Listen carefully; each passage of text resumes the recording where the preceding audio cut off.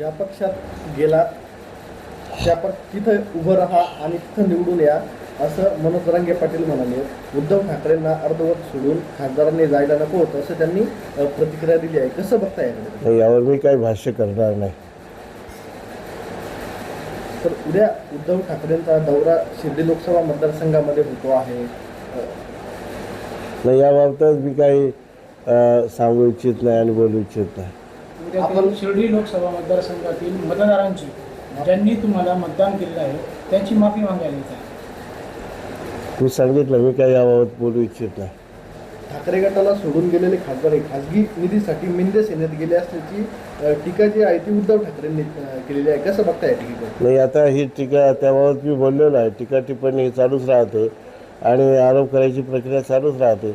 याच्यावर मी काही भाष्य करू इच्छित नाही. मात्र ते आज म्हणाले की खासगी निधीसाठी ते मिंदे सेनेत गेले, जे 6 खासदार. नाही, असं मागे पण चर्चा होती, आता चर्चा आहे आणि चर्चा चालूच राहणार. तसं काही नाही, हा आरोप आहे. मात्र आपण 6 खासदारांनी 40 मुद्द्यांवर जी निवडणूक लढवली झालं ना आता. महाराष्ट्रातील सर्व बातम्यांचे विश्वासार्ह व्यासपीठ सकाळच्या सर्व सोशल मीडिया प्लॅटफॉर्मला लाईक, फॉलो आणि सबस्क्राईब करा. तसंच सर्व नोटिफिकेशनसाठी बेल आयकॉन प्रेस करायला विसरू नका.